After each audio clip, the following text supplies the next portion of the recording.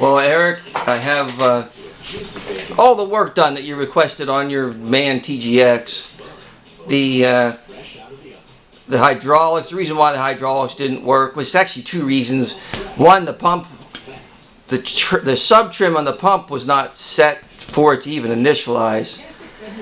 So I got the pump to run, and then when I got the pump to run, I realized that whoever programmed the mixes, which I believe these are all programmed from the factory because it comes ready to run from the factory, they just had all the values at 100% positive on all the mixes. So, I mean, 99.9% of the time that will not work.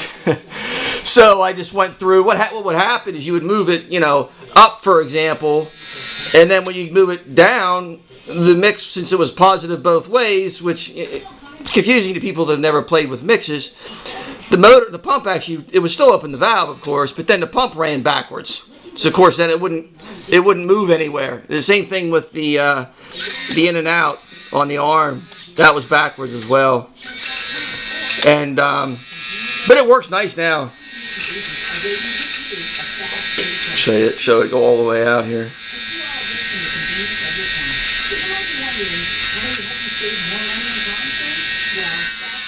And you back up and latch onto your.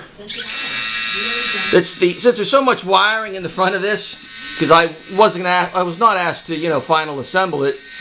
I can't really drive it around to show you how it drives around, so I have it up on blocks so I can run the drivetrain for you. So yeah, so the hydraulics work, and there's no leaks or weeps anywhere, which is fantastic. And I mean, that's half the battle with the Lesu's hydraulics. Sometimes you get issues with their new motors or new cylinders, but this whole system runs nice and has no leaks or weeps anywhere really. And then the next was the drive, to get the drive to work. Again, the sub trim setup to initialize the speed control wasn't set right, so I fixed that. But the bigger problem is that right from both the gearbox replacement that they sent you and the one that's in the truck, they actually have brushless motor pins on there going into bullet connectors. I mean, I guess if you jam them in far enough, they'll hit the bottom of it and make contact, but I wouldn't want to draw more than a couple of amps through two connectors that don't match. So I put new bullet connectors on your original motor and transmission, which is brand new too, of course. And so now your drive's all fixed. And I put the transmission back in, mounted up the drive shaft, and like always, anytime I have a metal screw going into a metal threaded hole, I always put just a tiny dab of blue removable Loctite on there, so you don't have to worry about that coming loose again. And I set up the linkage. Your shift is here. The shift was, I forget if it was on this 3 position or this 3 position, but I put it on a 2 position switch because it's only a 2-speed tranny. So like here's first, and there's second. There's your steering's on the left, and your drive. And it has a brake function, so you'll go forward, and then the first time you go backwards, it's brake, and then the second time it backs up. And then your locker, this far switch here is your locker. That locks all your axles. And lights. The way the lights work, you should get over to the tail light here better. When you just put the light switch down and leave it there, it'll put your 4-ways on. And then to run your lights, you'll cycle this switch. So one cycle turns on your parking lights, and that's all there is for the back end is parking light. Of course, there's brake lights on it, but on the front end, if I can get this to show it here, let's see here, get this to show. Come on, stay up there. I have to hold it then. When you cycle this switch up and down, see if I can do this with one hand. There's your low beam, and there's your high beam. And again, anytime you want, you can just leave that at the bottom, and your 4-ways will come on. So everything works on it. Your lights are all working. And the I saw that you put 2 beacons on the roof of the cab.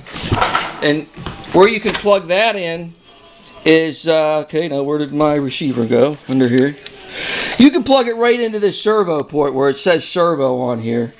You can plug it right in there, or I'm not using channel 3, which would be this up and down stick. You can also plug it into that channel when you put it together and put the cab on it, put the roof on it. And I got the sound system all wired up, and that works nice. I got that mixed to the drive. Actually, I'm sorry, that's not mixed to the drive. It's just wide to the drive, so it just works off the same channel. But the so yeah, the right side's left and right steering, forward and reverse, and then your sound system's on the left stick. So left is your horn, and then right is to start it. And this is a knockoff of a servo knot that actually I don't know who makes it. Somebody in China makes it.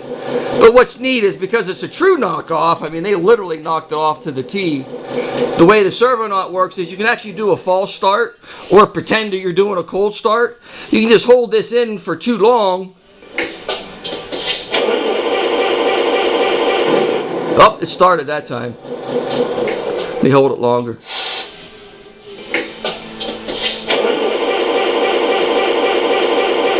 And now it won't start.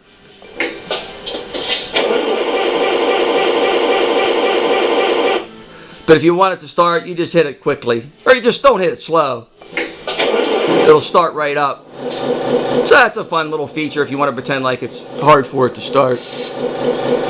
And the shift, the lights, the lockers, the up and down. I think that's everything on the truck.